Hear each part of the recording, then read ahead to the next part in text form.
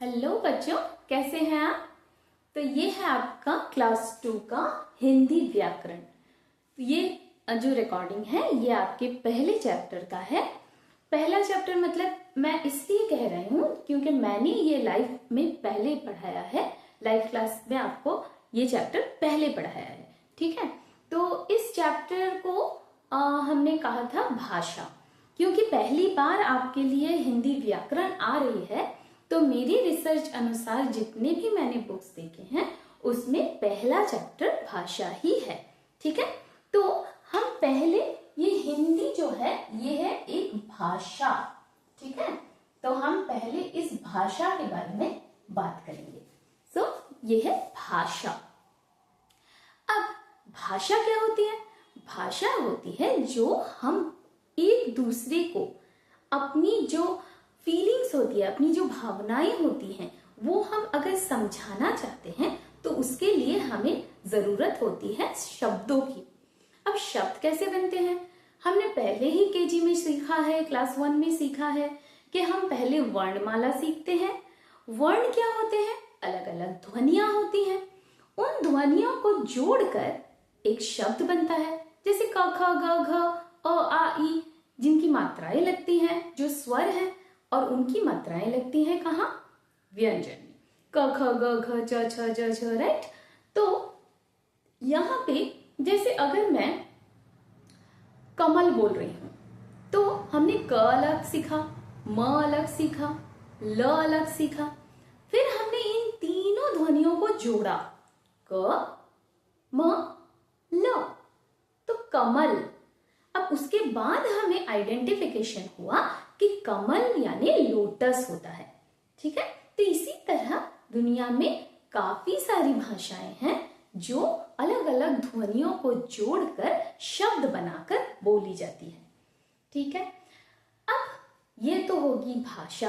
अब भाषा एक दूसरे से बात करने के काम आती है। हम बहुत सरलता से एक दूसरे से बात कर सकते हैं, ठीक है। भाषा अगर नहीं होती तो हम अपने इमोशंस कभी किसी को समझा नहीं पाते। हम अपनी कोई भी चीज को किसी से शेयर नहीं कर पाते, राइट। तो हम अगर समझेंगे नहीं, कुछ बोलेंगे नहीं, तो बहुत इरिटेशन होगा हमें, ठीक है।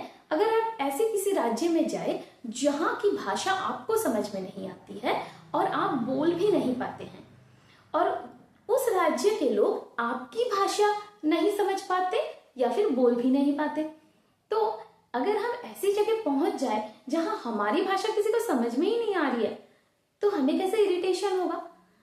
यस। तो इसी तरह भाषा बातचीत का माध्यम है, ठीक है। अब ये भाषा कभी कभी बोलकर समझाई जाती है और कभी कभी लिख कर समझाई जाती है, ठीक है। अब ये लिख कर ऐसे समझाई जाती है।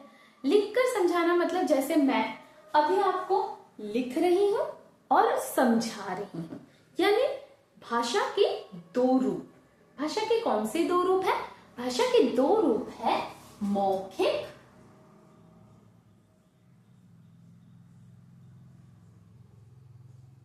ओके, एक है मौखिक और दूसरा है लिखित। नंबर 2 लिखित। लिखित यानी क्या होता है? रिटर्न, ठीक है।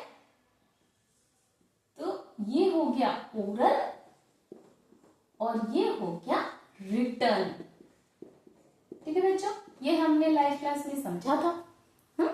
तो भाषा के दो रूप होते हैं, एक होता है मौखिक और दूसरा होता है लिखित। अब ऐसे जो चीजें होती हैं जहां पे हम मौखिक, जैसे मैं अभी आपको मौखिक समझा रही हूँ, राइट। तो भाषा का ये एक ऐसा रूप है जिसमें हम बोल कर समझाते हैं, हम अपनी बातों को बोलते हैं। और लिखित एक ऐसा रूप है जिसमें हम लिख कर और पढ़ कर समझाते हैं। इसमें लिखना और पढ़ना दोनों ही इन्वॉल्व होता है, ठीक है। जैसे अगर आप टेलीफोन पे किसी से बात कर रहे हैं तो वो मौखिक भाषा हो गई। अगर आप किसी से खड़े होकर गप्पे शप्पे लड़ा रहे हैं तो वो मौखिक भाषा हो गई। लेकिन अगर आप किसी को पत्र लिख रहे हैं तो वो लिखित भाषा हो गई। अभी मैम आपको पढ़ा रही है, ठीक है, आपकी अध्यापिका अगर आपको क्लासरूम में पढ़ा रही है तो वो हो गई लिखित भाषा, ठीक है। अब भाषा के ये दो रूप तो हो गए। ये भाषा के जो दो रूप है, ये आपकी कोई भी भाषा हो, ये दो रूप वहां होंगे ही होंगे, ठीक है। अब हमारी इतनी बड़ी दुनिया है, दुनिया में काफी सारे देश हैं, तो हर देश की अलग अलग भाषाएं हैं।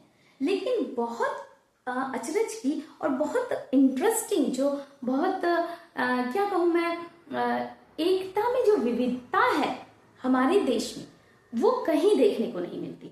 एक हमारा ही देश है जहाँ पे ये एक ही देश में अगर आप अलग अलग राज्य में चले जाएं तो आपको अलग अलग भाषाएं मिलेंगी, ठीक है।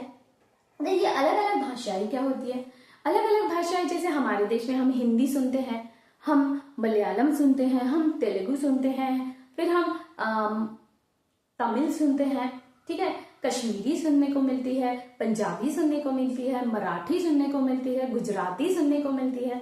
तो हम अगर गुजरात जाए तो गुजराती, पंजाब जाए तो पंजाबी, महाराष्ट्र जाए तो मराठी, ठीक है, उत्तर प्रदेश जाए तो हिंदी, ठीक है। तो अलग अलग राज्यों में हमें अलग अलग भाषाएं मिलती हैं कि हमारा देश एक है, एक ही भारत देश है, लेकिन उसमें काफी भाषाओं की विविधता है, ठीक है।